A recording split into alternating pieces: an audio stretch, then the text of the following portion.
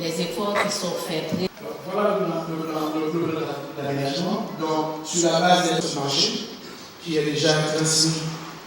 Ça fait longtemps qu'on parlait de service de personnel, le service du personnel. Maintenant, on est passé du service de personnel à service de ressources humaines, bien à direction des ressources humaines, mais est-ce que la mentalité a changé? Pas évident. En général, dans le service du personnel, qu'est-ce qu'on fait? Eh bien, on contrôle les présences. On contrôle quoi d'autre? Eh bien, est-ce que la personne est bien assurance, etc. Donc, c'est le train quotidien. Mais lorsqu'on fait la gestion des ressources humaines, c'est autre chose. Il faut voir, est-ce que la personne a été formée? Plan de formation, développement du personnel. Est-ce que les gens se sentent à l'aise dans le travail qu'ils font chaque jour? Ça, c'est la gestion des ressources humaines. Donc, dans la loi, on a changé. Je ne sais pas si les mentalités, on arrive également à changer. Il y a également les organes de formation, on en parlait tout à l'heure. En général, chaque ministère a un organe de formation.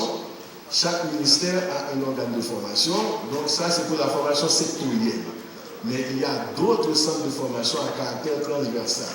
Par exemple, le CFOPAFOR, on vous a parlé tout à l'heure, et bien également l'ENAP qu'on vient de créer. École nationale de politique publique, l'administration de politique publique, c'est une école qui donne également une formation, mais c'est une formation à caractère transversal.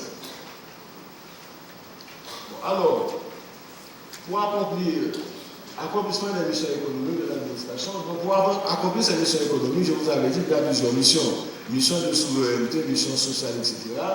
Moi, j'aimerais mettre l'accent sur les missions économiques.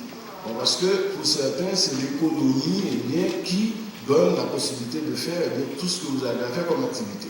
Donc de telle sorte que, comme disent les marxistes, c'est l'infrastructure qui détermine la superstructure. Vous êtes d'accord ou ne pas être d'accord? Moi, j'aimerais dire pour que l'administration puisse réaliser ses missions économiques, il faut réaliser tout ça. Il faut mettre en place les infrastructures de base pour attirer les investissements, faciliter le développement des entreprises, création d'emplois, contrôler les situations de monopole, positionner le pays de la compétition internationale. Une administration doit être capable de faire ça. Sinon, je ne vois pas quelle est la justification, quelle est la raison d'être de l'administration.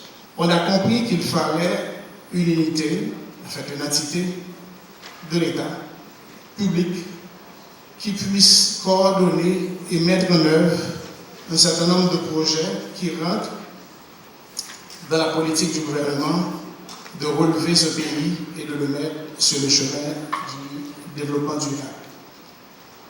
Alors, on a créé la structure, cette structure-là dont je parle, qui s'appelle le CLPP, qui a un conseil d'administration, qui est présidé par le Premier ministre, et avec les ministres des Travaux publics, le ministre des Finances, le ministre de l'Intérieur, le ministre du Plan, le représentant de la présidence et la Banque centrale, le gouverneur de la Banque centrale comme président, vice-président et membre.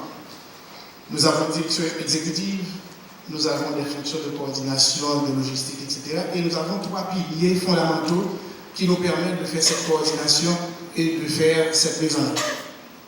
Ces différentes divisions, comme vous allez voir, sont la division du bâtiment public, et c'est ce qui nous concerne aujourd'hui, et 2 autres divisions, division de logement et division de relocalisation et réhabilitation des quartiers précaires. Vous êtes tous très habitués à ces 2-là, mais sur cette charte, très rapidement, vous allez voir comment se sont passés les résultats des travaux qui ont été engagés tout de suite après 2011.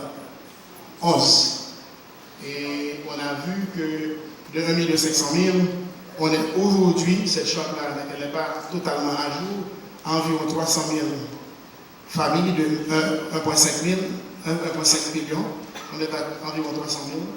Les quartiers précaires, il y a des travaux sérieux qui sont en train d'être faits. Je vous montre quelques slides très rapidement. Et sur les places publiques, on les a dégagées et je crois que ça a été un travail extraordinaire par rapport à ce qu'on a vu pour ceux qui étaient en Haïti le 12 janvier. Alors, très rapidement, pour ceux qui ne suivent pas, et voilà, tout de suite après le séisme, ça, c'est la place 5e. Et vous avez après, beaucoup de mois après, mais après ça a été nettoyé, on a enlevé et les gens se sont retrouvés dans des endroits plus ou moins acceptables. Ça, vous voyez très clairement chez Mars, terrible, le parc national. Et tout de suite après avoir, ça a été vraiment dégagé et pour permettre à ces gens-là de se retrouver quelque part où ils puissent véritablement vivre légèrement, dans de meilleures conditions, mais